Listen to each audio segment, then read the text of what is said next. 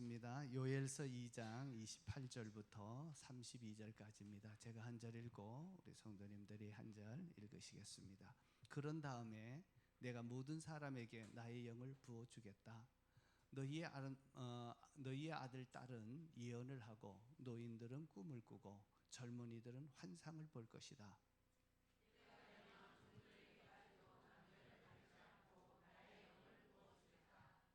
그날에 내가 하늘과 땅의 징조를 나타내겠다. 피와 불과 연기, 구름이 나타나고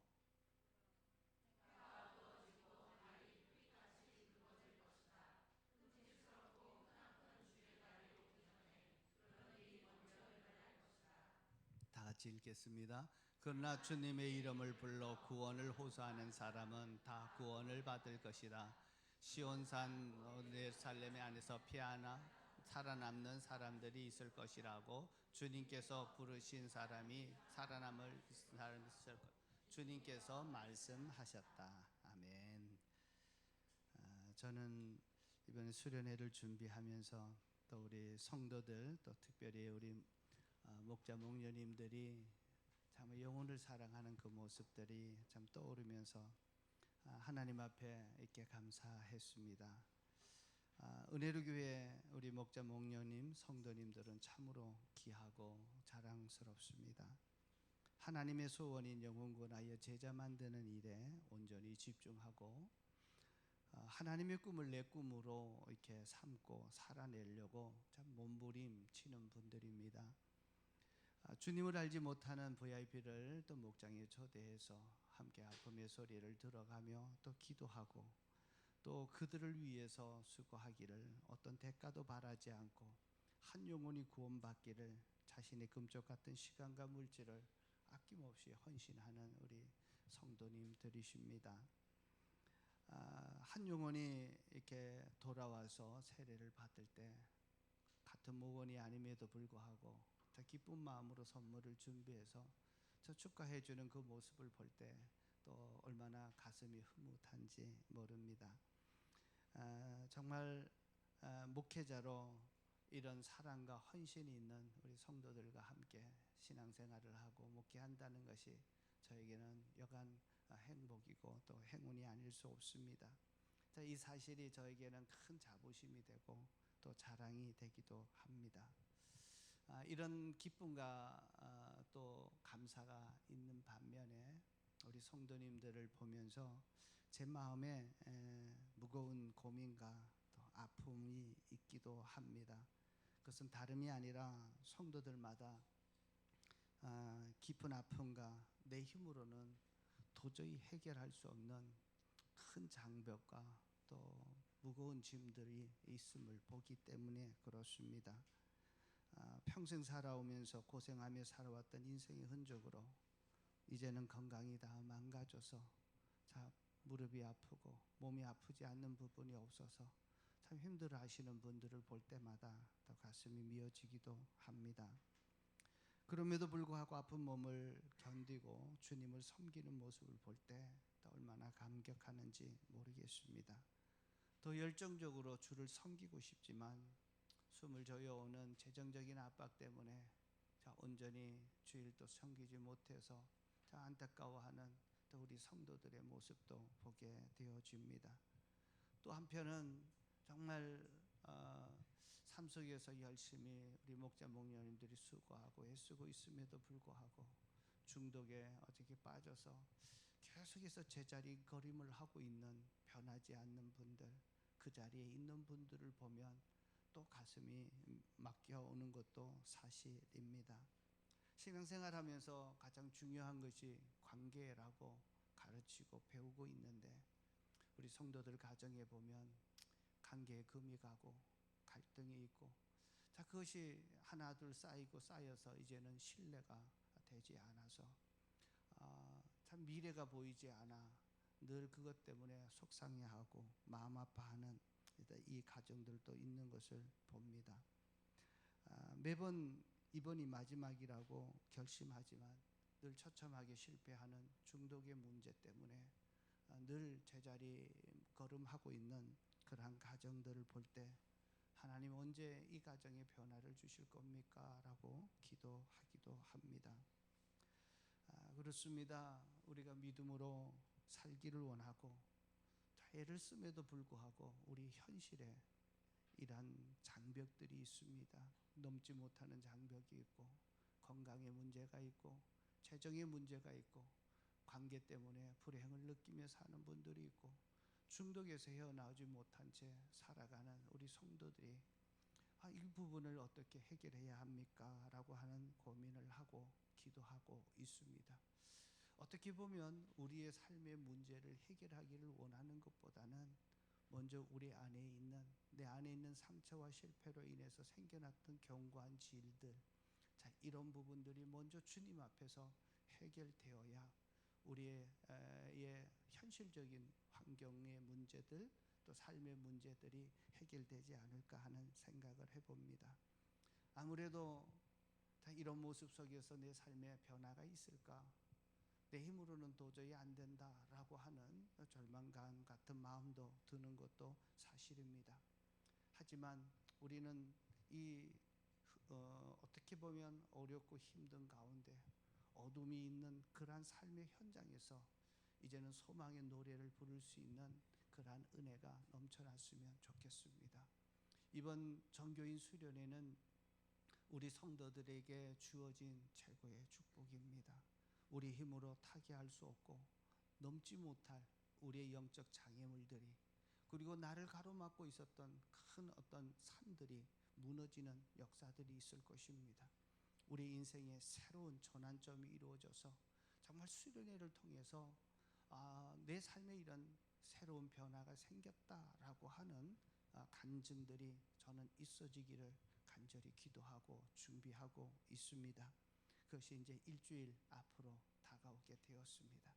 여러분 칼럼을 꼭 읽어보시고요. 이번 한 주간 어떻게 준비해야 될 것인지 제가 마음을 담아서 이렇게 썼습니다. 거기 있는 대로 한번 따라오시고 아침 말씀 묵상, 그리고 개인 20분 기도, 방언 기도 하시면서 성령의 인도함을 받고, 또 목장에서 함께 금식 기도하고 교회 와서 함께 기도하는 일을 통해서 막바지 성령님께서 우리에게 임하셔서 우리 인간의 힘으로 감당할 수 없는 정말 이러한 장애물과 장벽들이 무너지고 정말 새롭게 하나님께서 우리 인생을 펼쳐 가시는 그러한 은혜를 간절히 기대하시면서 이렇게 참석해 주시면 좋겠습니다.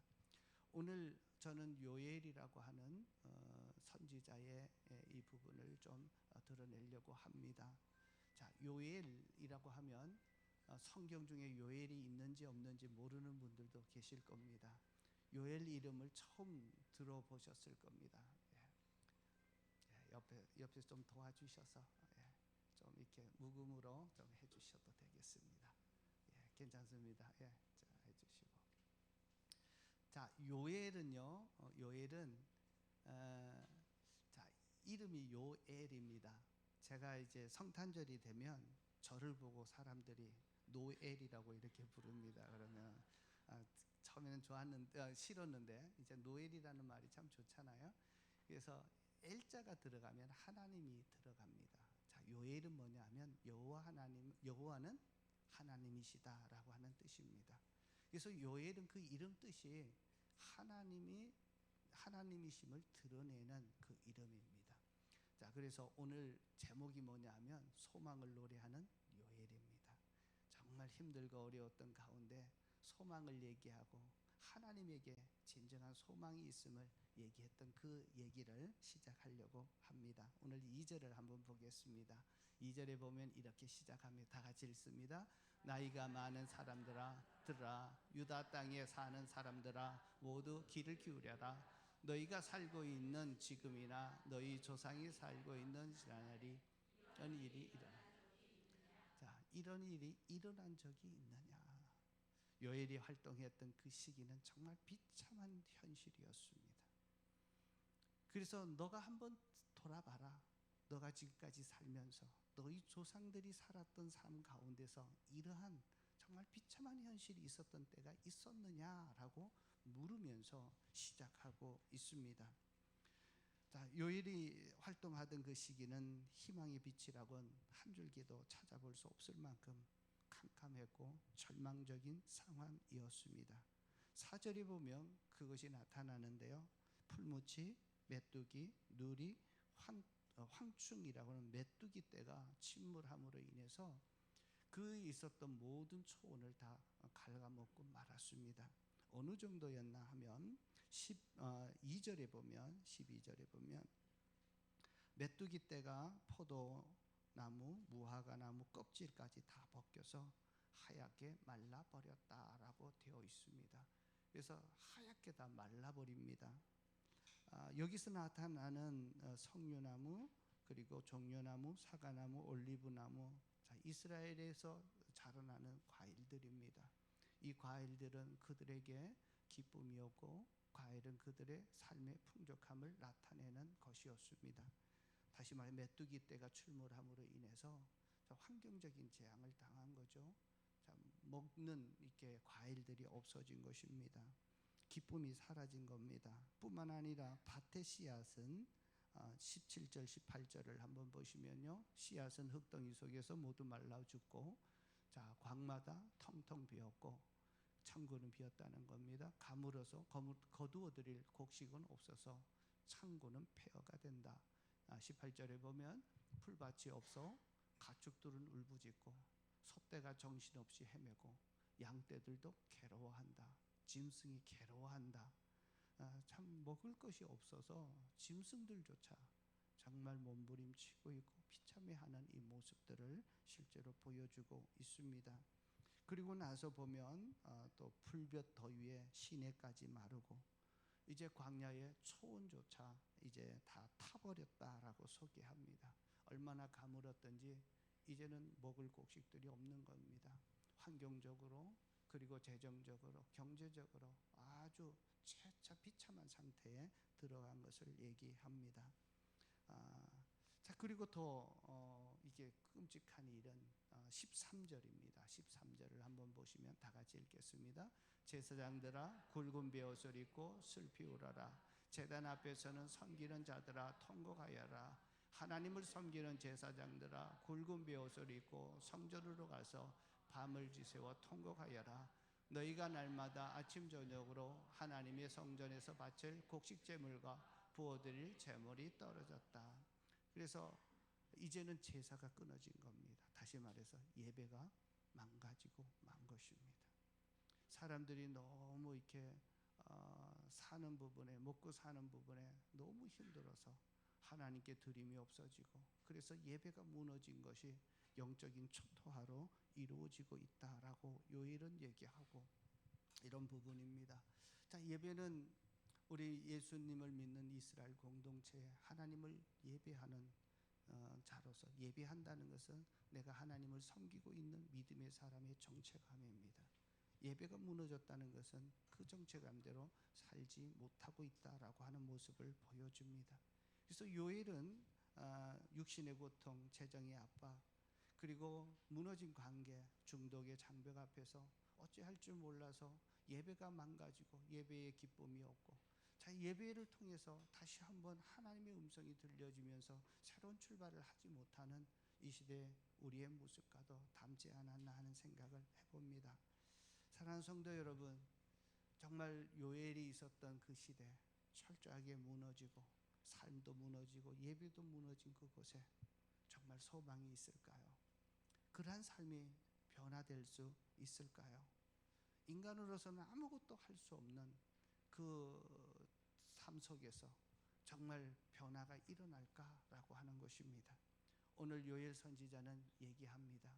인간이 할 수 없다고 손드는 그 순간은 절망이 아니라 하나님이 시작하는 때다라고 얘기합니다. 우리가 하나님 앞에 손을 들고 나는 아무것도 할 수 없습니다, 하나님 나를 불쌍히 여겨달라고 구하는 그 순간에 하나님의 역사가 시작됨을 보여주고 있습니다. 스가랴 4장 6절입니다. 다 같이 읽겠습니다. 내가 너에게 이렇게 말해 주었다. 이것은 주님께서 스룹바벨을 두고 하신 말씀이다. 힘으로 되지 않고 권력으로도 되지 않으며 오직 나의 영으로만 될 것이다. 만군의 하나님. 그렇죠? 힘으로도 되지 아니하고 능력으로도, 권세로도 되지 않고 능력이 되지 않고 오직 하나님의 영으로 된다는 말씀입니다. 하나님을 붙들 때 하나님께서 그 인생을 새롭게 시작하시는 것을 얘기하고 있습니다. 정말 우리의 삶이 변할 수 없는 절망적인 상황, 아무것도 할 수 없는 그 상황 속에서 우리가 하나님을 향하여 손을 붙들고 하나님을 붙들 때 우리의 인생에 새로운 변곡점이 일어납니다. 자, 변곡점이라고 하는 것은 곡선의 어떤 꼭지점이고 방향이 틀어질 때입니다. 최고 위에서 아래로 갈 때도 변곡점이고, 아래에서 제 인생 밑바닥을 살고 있던 사람이 이제 밑바닥을 치고 다시 새로운 삶으로 방향이 바뀌어지는 그 순간을 변곡점이라고 얘기합니다. 저는 이번 수련회를 준비하면서 우리 성도님들의 이런 가정의 아픔들, 개인의 장애물들, 참 그 앞에서 날마다 넘어지고 좌절하고 정말 한 발자국도 더 나가지 못하는 이런 현실을 보면서 하나님, 이번 수련회에 하나님 우리 성도들의 가정 속에 이러한 변곡점을 허락해 주십시오. 정말 수련회를 통해서 내 인생이 변했다라고 하는 그 간증들이 나오기를 기대하고 기도하면서 준비했습니다. 여러분에게 변곡점이 일어날 줄로 믿습니다. 우리 옆 사람에게 한번 말씀하겠습니다. 하나님이 있으면 새롭게 됩니다. 하나님이 당신의 인생에 변곡점을 주실 것입니다. 믿습니까? 그래서 수련회의 날, 요엘을 보면은 여호와의 날이라고 하는 날이 중요합니다. 그때는 하나님이 역사하는 날입니다. 그래서 저는 수련회가 하나님이 역사하는 그 날이라고 믿고 기도하고 있습니다. 믿습니까? 이번 수련회에 그 하나님의 날을 여러분들이 체험하고 경험하면서 내 인생에 이런 전환점이 일어났다고 고백하게 되기를 축복합니다. 이번 한 주간 동안 막바지 기도입니다. 아침 말씀 묵상을 통해서 정말 말씀 앞에 내 뜻을, 하루를 내 뜻을 거기에 맡기고 또 20분 기도하고 방언 기도하면서 성령의 인도하심을 따라서 정말 우리의 기도를 드려지고 또 금식하면서 목숨 걸고 하나님 만나기를 원하고 하나님이 주시는 영이 부어지기를 기도해 보십시오. 하나님께서 반드시 응답하셔서 내 인생의 변곡점을 새롭게 맞이하게 해 주실 것입니다. 요엘 선지자는 그러면서 우리 인생의 변곡점을 맞이하려면 어떻게 해야 되는지를 얘기합니다. 그것이 다름 아닌 회개를 선포합니다. 2장 12절 13절입니다. 다 같이 읽겠습니다. 지금이라도 너희는 진심으로 회개하여라. 나 주가 말한다. 금식하고 통곡하고 슬퍼하면서 나에게로 돌아오너라.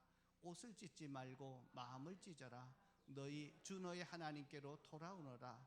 주님께서 은혜롭고 자비로우시며 오래 참으시고 한결같은 사랑을 늘 베푸시고 불쌍히 여기는 마음이 많으셔서 뜻을 돌이켜 재앙을 거두게 하신다. 회개하고 돌아오라는 겁니다. 회개는 이제는 하나님께로 돌아오는 것입니다.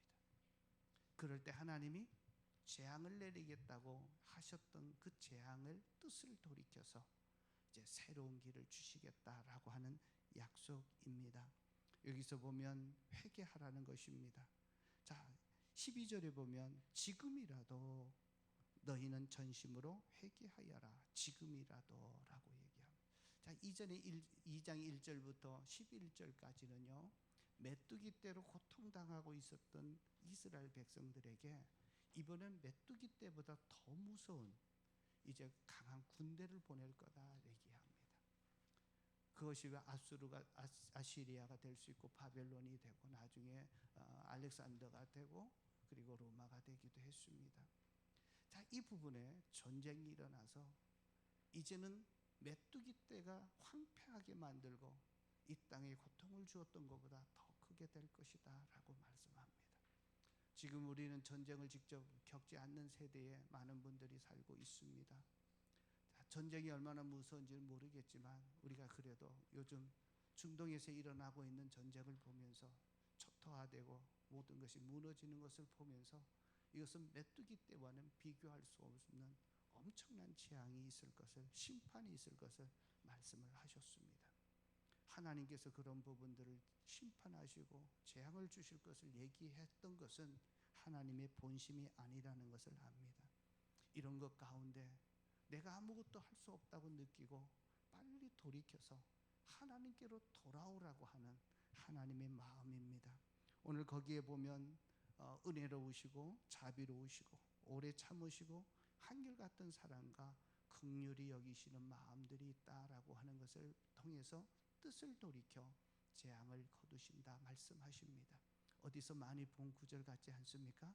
출애굽기에서 우상 숭배하면서 하나님께서 모세를 향해서 진노하면서 이 백성 다 쓸어버리겠다, 그리고 너 혼자만 데리고 가겠다라고 할 때 모세가 이 말을 듣고 이렇게 기도합니다. 하나님, 하나님의 생명책에 제 이름을 제하여 주시고 하나님의 백성들을 구해달라고 기도하자 뜻을 돌이켰다라고 했을 때, 그때 보면 사랑이 많으시고 은혜로우시고 자비로우시고 오래 참으시고, 자 그다음에 인자와 성실하심이 있었다는데, 오늘 표현은 똑같은 단어입니다. 똑같은 단어인데요, 사랑이 한이 없으시고 긍휼이 베푸시는 하나님으로 표현을 하고 있습니다.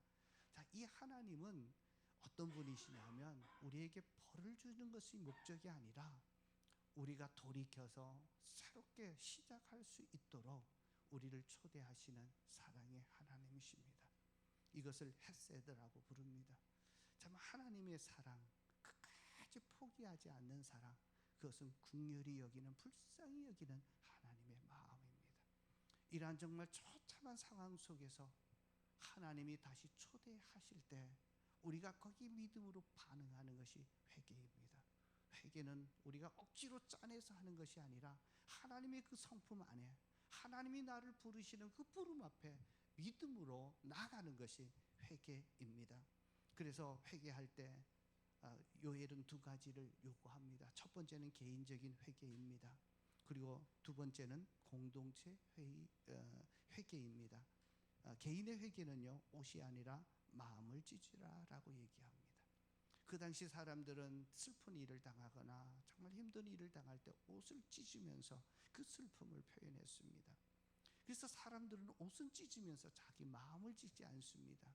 그래서 그 형식적인 종교 의식이 아니라 이제 정말 마음을 절실히 하면서 정말 마음을 찢으면서 애통함으로 정말 주님 앞에 나는 할 수 없습니다, 하나님의 긍휼을 구하면서 나오라고 하는 것입니다. 어떤 문제일까요? 하나님 없이 내가 주인되어 산 것에 대한 철저한 회개를 하라는 것입니다. 하나님을 믿노라고 하지만 여전히 자기가 주인되고 자기의 생각과 자기의 경험과 자기의 방식대로 살아가고 있는, 이것이 성경에서 말하는 가장 큰 죄이고 하나님을 멀리하고 있는 것입니다. 내가 주인이 되고 하나님이 차선으로 밀려나고 있다면 철저하게 회개하라는 사실입니다. 그것이 마음을 찢고 다시 한번 하나님을 나의 주인으로 모시는 것입니다. 몇 번이나 주인으로 모신다고 입으로 고백하지만 어느 순간에 보면 또 내가 주인 되어서 내 고집대로 내 마음대로 갈 때 빨리 마음을 찢으면서 회개하고, 주님은 나의 주인이십니다, 주님은 나의 왕이십니다 고백하는 여러분과 저가 되시기를 주의 이름으로 축복합니다. 지금까지 살면서 주님을 나의 주인으로 인정하지 않고 내 힘과 내 능력으로 내 노력으로 살려고 몸부림쳤던 것 철저하게 회개하고 마음을 찢으면서 하나님께로 돌아오기를 축복합니다. 두 번째는 공동체의 회개인데요, 공동체의 예배가 무너진 겁니다. 예배는 혼자 하는 것이 아니라 공동체가 함께 하게 되어 있습니다.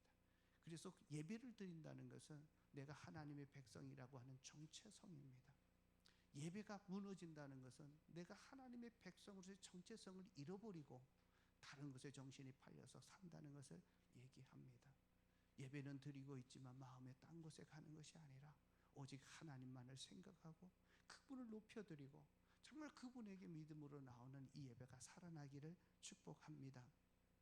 정말 그래서 제사장들은 성전 현관과 제단 사이에서 통곡하면서 기도하라고 했습니다. 이들의 눈물을 아십니까? 예배가 무너진 자들을 향한 눈물입니다. 사랑하는 성도 여러분, 내 주일날 드려지는 예배가 정말 주님을 위한 최고의 영광과 모든 것을 드리는 최우선이 되고 있습니까? 내가 계획했던 일, 내가 좋아하는 일, 또 내가 원하는 일들을 위해서는 예배가 아주 무시당하고 차수로 밀려나고 있다면 이 부분에 대해서 강력하게 회개를 촉구하는 것입니다. 이제 하나님께서 우리의 삶의 변곡점을 만드시고 새로운 인생을 하려면 우리가 예배에 우선을 두어야 합니다. 정말 우리가 정말 삶이 힘들어서 재정적인 압박 때문에 주일 성수하지 못하는 이 부분에 대해서 정말 철저하게 다시 한번 회개하고 하나님이 중심으로 살겠습니다라고 하는 이러한 태도가 필요합니다. 이것이 공동체의 회개입니다. 그럴 때 하나님이 우리에게 두 가지를 약속하셨습니다. 두 가지를 약속하셨는데 23절 24절입니다. 다 같이 읽겠습니다. 시온에 사는 사람들아 주 너희의 하나님께 더불어 기뻐하고 즐거워하라. 주님께서 너희와 변호하여 가을비를 내려주시겠다. 비를 흡족하게 내려주셨으니 옛날처럼 가을비와 내려주시겠다. 자, 24절 이제 타작마당으로 곡식이 가득 쌓이고 포도주와 올리브와 회개할 때 두 가지 일이 일어납니다. 첫 번째는요. 자, 23절 보세요. 주 너희의 하나님과 더불어 기뻐하고 즐거워하리라. 영적인 회복이 일어나고 하나님의 관계 때문에 하나님 때문에 기뻐하고 즐거워하는 일들이 일어날 것이고, 자, 두 번째는 가을비와 봄비를 주어서, 자, 뒤에 24절에 보면 타작마당에 곡식이 많고 포도주 올리브 기름을 짜는 틀마다 포도주와 기름이 넘칠 것이다. 다시 한번 피폐했던 삶이 회복될 것을 약속하고 있습니다. 여기서 가을비, 봄비인데요. 개역 성경에 보면 가을비를 이른비로 그리고 봄비를 늦은비로 표현을 하고 있습니다. 가을비는요, 이스라엘 백성들은 팔레스타인 지역은 사막 지역인데 언제 파종을 하나 하면 가을에 파종을 합니다. 가을에 파종을 하고 봄에 봄비가 일어나면 추수하기 전에 열매들이 막 익어갈 때 더 연글어서 충실할 수 있도록 봄비가 내려져야 추수에 풍성한 추수를 하게 됩니다. 그래서 이른비는 파종할 수 있도록 하는데 여기가 사막 지역입니다. 비가 오지 않아서 씨를 아무리 뿌려도 싹이 나지 않습니다. 그런데 하나님께서 어김없이 봄비와 가을비를 주시겠다고 약속하십니다. 가을비, 이른비가 내려지면 그 대지가 촉촉해져서 씨앗이 뿌려지면 거기서 싹이 나고 자라게 됩니다. 잘 자랐는데도 이제는 봄비가 내려지지 않으면 그렇게 수고했던 열매가 맺혀지지 않습니다. 무엇을 얘기합니까? 가을비와 봄비, 이른비와 늦은비는 우리의 삶에 새로운 어떤 풍요와 기쁨으로 회복시켜 주시겠다 약속해 주시는 약속들입니다. 이러한 삶의 변화들이, 하나님의 축복이 내 인생에 올 것이라고 확신하십니까? 하나님께서 회개하는 자들에게 이렇게 주시겠다고 약속합니다. 여러분, 이런 하나님의 복이 내 삶 속에 나타나길 원한다면 내 인생의 주인이 주님이십니다 라고 하는 고백을 매일처럼 하시면 좋겠습니다.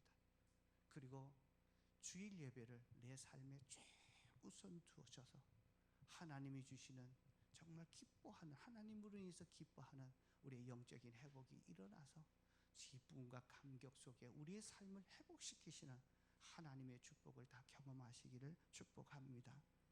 정말 이러한 영이 부어질 때 하나님이 또 하나 준비하시는 것이 있었는데요. 그것이 뭐냐면 오늘 요엘이 노래했던 소망의 노래입니다. 결정적으로 우리 삶의 변곡점을 만드는 그 지점이 언제냐라고 하면 주의 영이 부어질 때 위대한 회복이 일어난다는 것을 얘기합니다. 요엘서 2장 28절입니다. 같이 한번 읽겠습니다. 그런 다음에 내가 모든 사람에게 나의 영을 부어주겠다.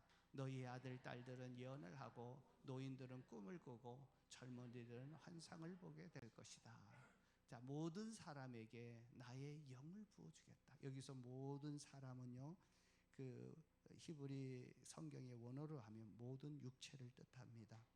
모든 육체는 죄와 상처와 중독으로 인해 바짝 말라버린 뼈와 같고 이미 죽어버린 고기 덩어리에 불과했지만 그 육체 위에 하나님의 영이 부어지는 것을 얘기하는데, 창조주 하나님께서 마치 생기를 불어넣는 새로운 영을 그에게 부어주실 때, 그때 하나님의 일이 시작되어지고 우리 인생에 새로운 변곡점이 시작되는 것입니다.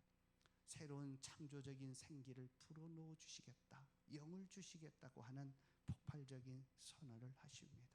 그래서 영이 부어지면 신분이나 나이나 과거의 실패와 상관없이 누구에게나 압도적인 은혜가 임한다는 것을 말씀합니다. 하나님의 영이 부어질 때, 그때 우리의 삶의 변곡점이 이루어집니다. 저는 이번 수련회가 이런 변곡점이 되기를 원하고, 그 중쯤에는 성령이 부어지는 것을 얘기합니다. 성령이 초자연적으로 부어질 때 보면, 사도행전에 보면 바람처럼 불처럼 임했습니다. 출애굽기에서는 정말 하나님의 성막이 만들어졌을 때 구름 기둥과 불 기둥으로 그 가운데 임재하셨습니다. 우리가 느낄 수 있도록, 볼 수 있도록 확실한 방법으로 하나님을 체험할 수 있는 영이 부어지는 것을 말씀합니다.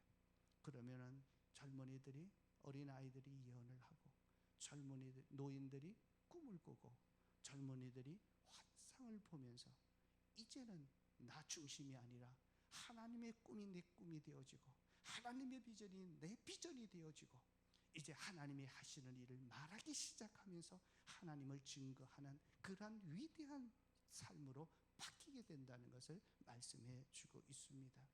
하나님의 영이 임했을 때 이제는 보잘것없던 한 사람들에게 이런 변화가 일어납니다.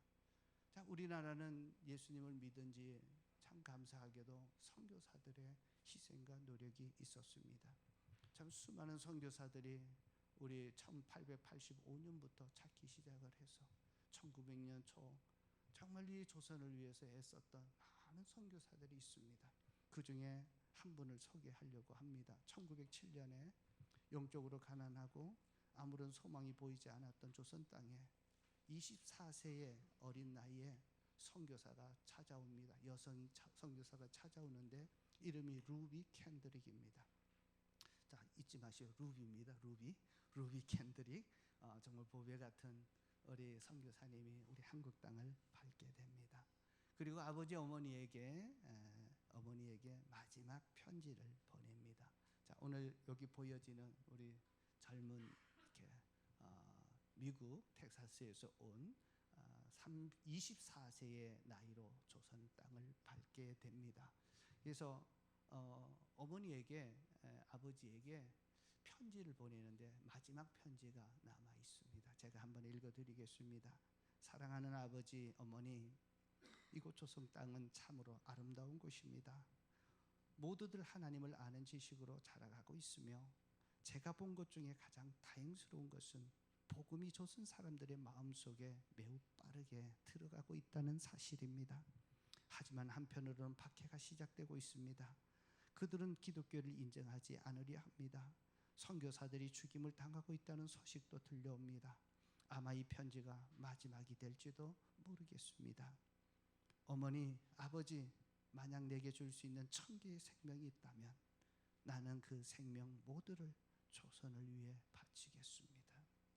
자, 이 구절이 지금 이분은 양하진에 가면 선교사 묘지에 묘비로 이렇게 쓰여 있습니다. 내게 1000개의 생명이 있다면 이 1000개의 생명 모두를 조선을 위해 바치겠다고 하는, 정말 이런 절절한 사랑이 담겨져 있습니다. 제가 이곳에 온 지 9개월밖에 되지 않았습니다. 하나님은 저에게 조선 사람을 향한 뜨거운 마음을 주셨습니다. 저는 이 땅의 아이들을 사랑하고 그들을 가르치는 것이 정말 행복합니다. 어머니, 아버지, 혹시라도 제가 죽게 된다면 저의 죽음을 슬퍼하지 마십시오. 오히려 기뻐해 주십시오. 제가 그리스도의 이름으로 이곳에서 죽는다면 그것은 저에게 가장 큰 영광이기 때문입니다. 제가 죽거든 텍사스 청년들에게 꼭 전해 주십시오. 나의 죽음이 헛되지 않도록 10명씩, 20명씩, 그리고 50명씩 조선으로 나오라고 해 주십시오. 내 영혼은 평안합니다. 주님께서 저와 함께 계시니 아무것도 두렵지 않습니다. 다시 만난 날을 기약하며 조선에서 르비 원래의 딸이 됐는데 이것이 마지막 편지가 되었습니다. 이 편지를 보내고 급성 맹장염이 걸리게 수술을 하고 그리고 깨어나지 못해서 하나님 품에 안기게 되었고 그때 나이가 25세에 꽃다운 나이였습니다. 조선에 온 지 딱 9개월 되던 때였습니다. 정말 그 사랑을 안고 와서 뭔가 더 시도해보기도 전에 그의 인생은 마감이 되었습니다. 여러분, 어떻게 보면 그가 뿌렸던 선교의 복음의 씨앗이 지금 한국에 숲을 이룰 정도로 세계에서 가장 큰 교회가 있고 그리고 그렇게 발전했던 교회로 할 수 있는 것으로 갈 수 있는 씨앗이 되었습니다. 사랑하는 성도 여러분, 여러분이 VIP 한 명을 위해서 흘리는 눈물들, 시간을 내어서 따뜻한 밥 한 끼를 대접하는 것 결코 헛된 것이 아닙니다. 이번 수양회에 성령의 단비가 불어올 것입니다. 정말 압도적인 하나님의 임재와 하나님의 능력을 체험하시게 될 것입니다. 이를 통해서 여러분들의 인생에 새로운 전환점을 맞이하게 될 것입니다. 무엇보다도 건강의 문제 때문에 정말 아파하고 고통하시는 분들 믿음으로 함께 참석하시면서 하나님이 어떻게 치유하셔서 새로운 인생의 곡선을 만들게 하시는지 보시기를 축복합니다. 재정적인 압박 때문에 고통당하는 분들은 정말 하나님이 부르시는 은혜의 자리에 참석해서 하나님께서 내 환경을 어떻게 바꾸어 가시는지를 보시기를 바랍니다. 관계가 깨어지고 갈등 때문에 늘 불행해서 우울함과 슬픔 가운데 있고 밤잠을 설치는 분들이 계시다면 정말 이제 하나님께 마지막 하나님께 나오면서 정말 주님 앞에 맡기고 하나님의 관계를 어떻게 열어가시는지를 보십시오. 제일 힘든 점이 변하지 않는 사람과 함께 있는 것입니다.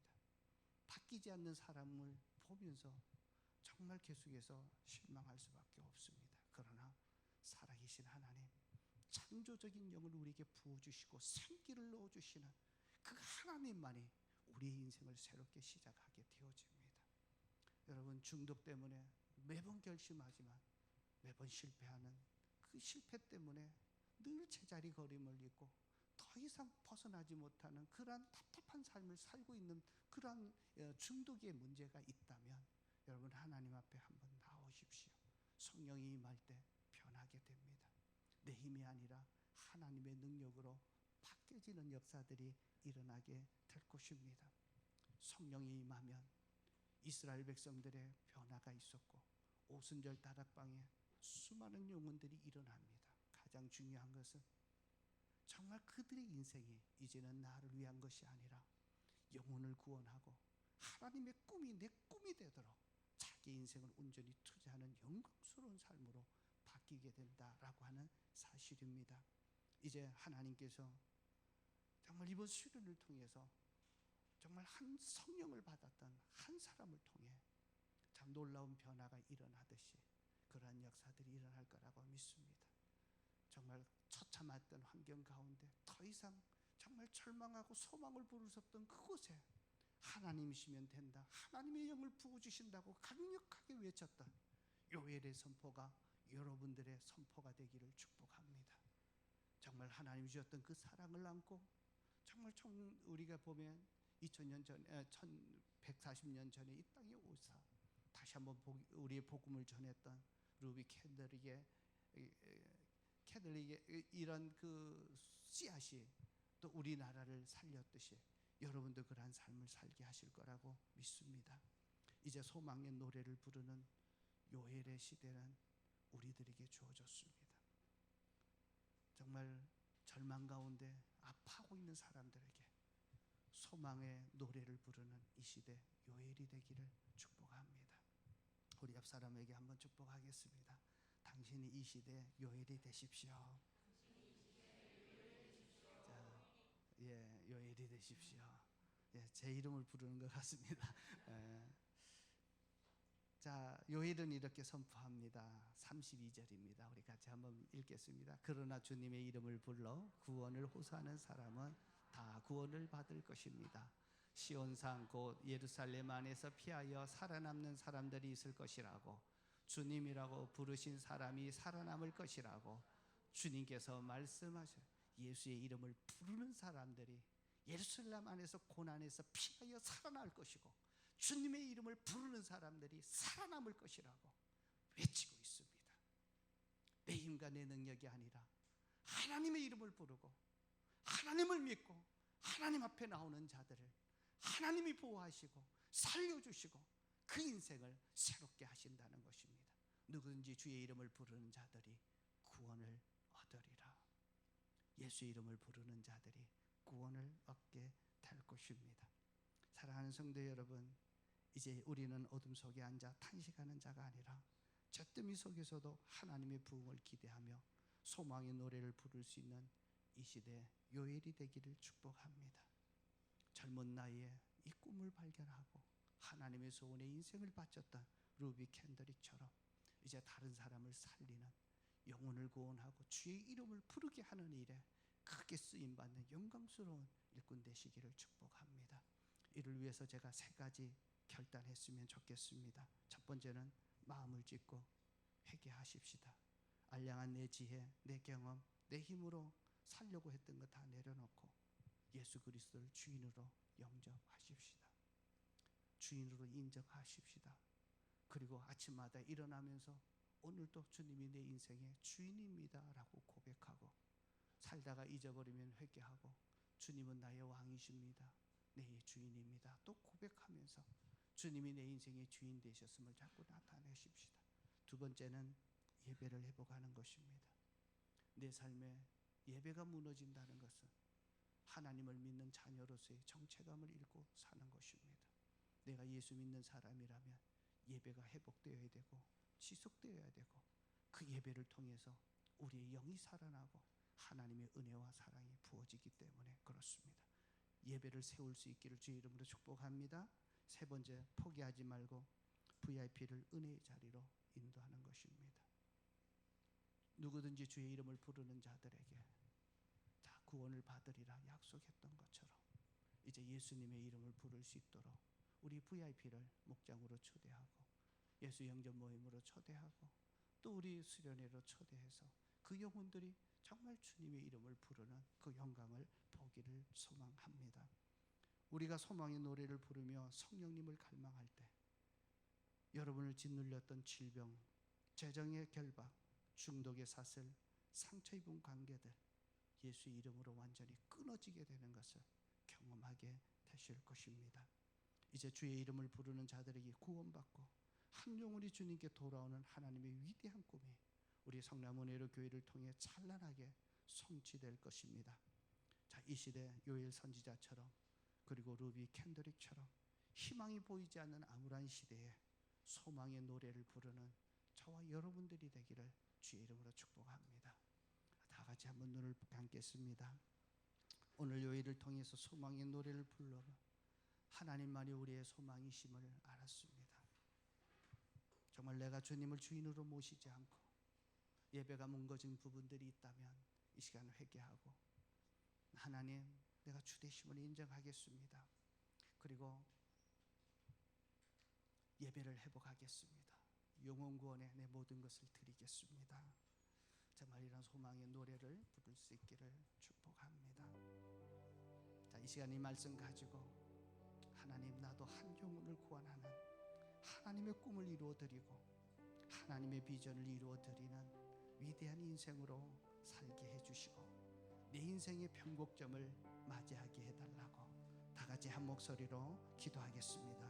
하나님 아버지, 오늘도 이 시간 말씀을 듣고 주님 앞에 헌신합니다.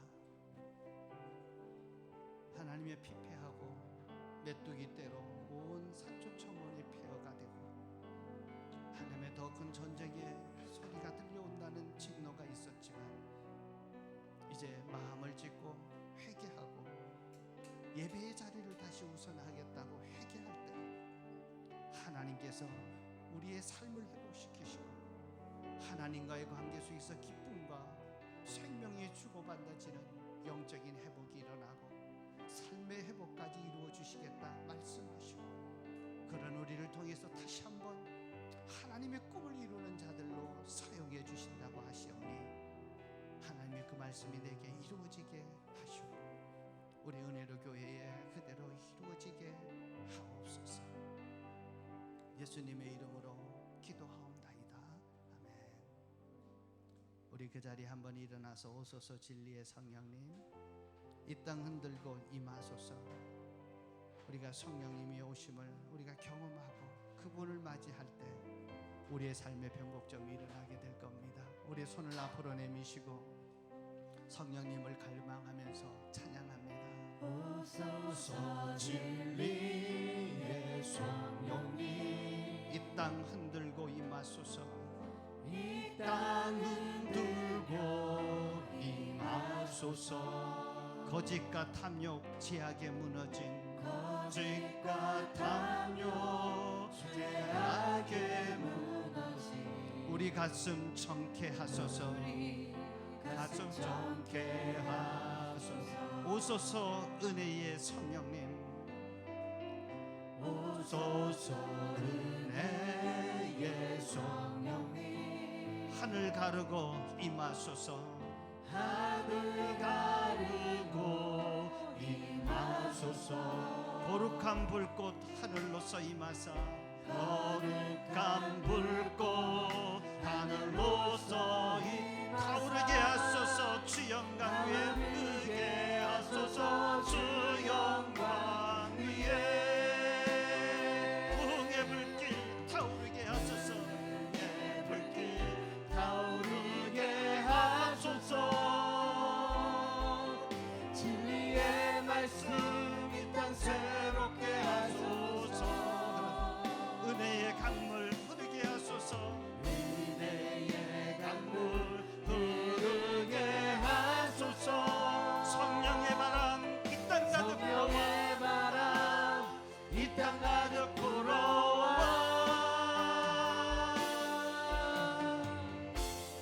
흰 옷 입은 주의 순결한 백성, 주의 영광 위에 주의 이제라. 영광 위에 이제 일어나. 열방을 치유하며 행진하는 열방을 치유하며 행진하는 영광의 땅 나를 주. 우리 가슴에 손을 얹고 부흥의 불길 타오르게 하소서. 부흥의 불길 타오르게 하소서. 진리의 말씀으로 내가 무장하기를 원합니다. 진리의 말씀 이 땅 새롭게 하소서. 나를 통해 은혜의 강물이 흘러 넘치게 하소서.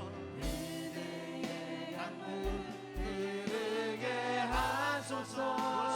성령의 바람이 불어와야 합니다. 성령의 바람 주여 내게 성령을 이 땅 가득 주소서. 불어와.